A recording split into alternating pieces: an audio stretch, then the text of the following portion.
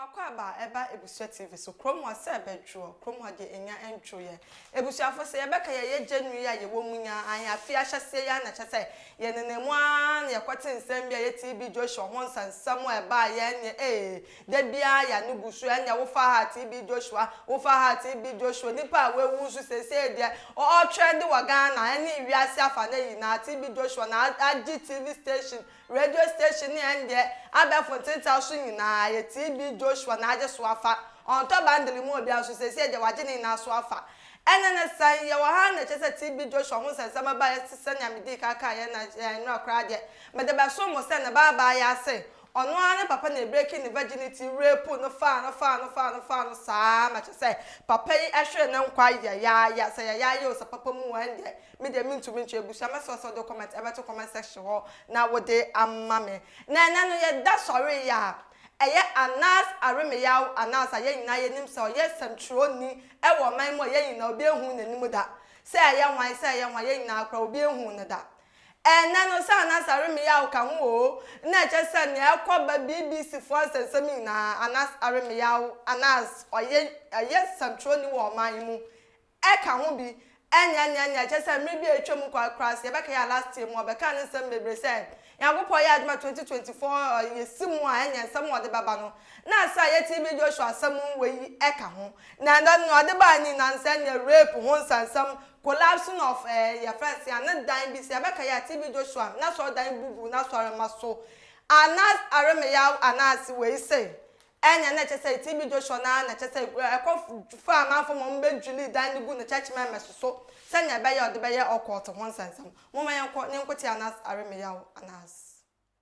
I removed my clothes and then he just pointed, so I lied down and then he raped me. He broke my virginity. I was screaming and he was whispering in my ear that you should stop acting like a baby, better shut up, you want to make noise, you want people to hear. I felt like there was a beast, like this beast. I was 17 years old. I was underage. When he come back from the service, he kept forcing himself on me. He assured me God was not upset. The more I made him happy, God will be happy with me. He grabbed me and he held me very close to him, and he literally then pushed me down to the bed and he got on me.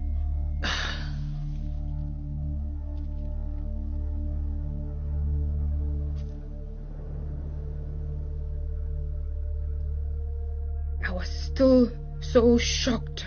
I was still bleeding. He spit on the floor and he held my hands and he looked straight into my eyes and said, I can see you are my child now. Don't betray me. You were absolutely trapped because you were there for salvation and he was the only one who could give you salvation. And I had told myself, no one else will ever want you. And there is no home for you. And I just knew, you just tell yourself, oh, this is my life. I have no alternative. Look, each time you'd be called, each time they would say, Daddy's calling you.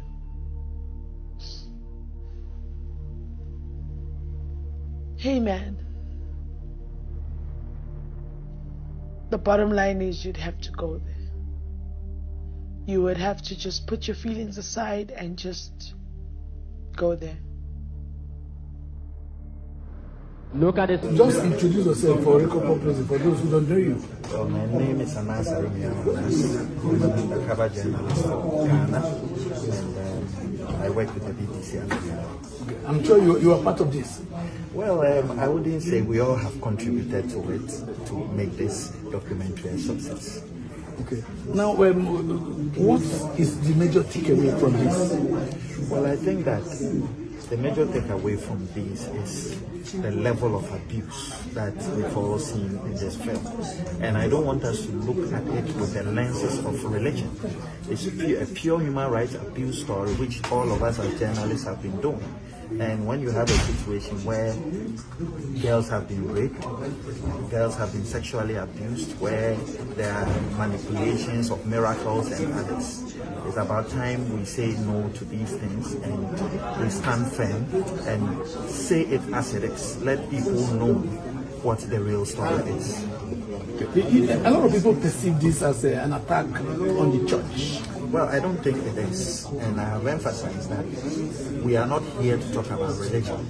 We are here to talk about human rights abuses. We've done stories on human rights abuses all our lives as journalists. This is not any different from the stories we do. And I think that if there is something wrong, as journalists, we should have the courage, we should have the energy to be able to tell it as it is, if it's a human rights abuse issue. So the man is dead now, and the documentary is out. Question a lot of people's minds what next? What do you think? What are your recommendations? The death of a person does not mean that the issue is dead. There are equally important and many victims who have suffered as a result of the man's atrocity. We talk about Hitler today. He's dead, but we talk about the atrocities and the human rights abuses that took place. We talk about a lot of leaders, dictatorial leaders who have committed crimes, and we still talk about them. So the death of a man does not extinguish the crime. We have to be bold as African journalists to tell it as it is once it affects people. Have you thought about the trauma all these women are going through? Have you thought about the problems that these people are facing? How do we address the situation? There is government side of it where when the church broke down, nothing happened. As journalists, we should be asking the question, what was government supposed to do? Why is it that nobody was brought to book when clearly the building fell as a result of structural defects? So these are all issues we have to look at as journalists and ask the right questions to make sure that there is an answer to it. Thank you very much. No, Anas Aremeyaw, Anas and I chat a cocotia, you know. Messers on so do comment about to comment section 1 hour day. I'm a million so like it. Wash them will be so any be.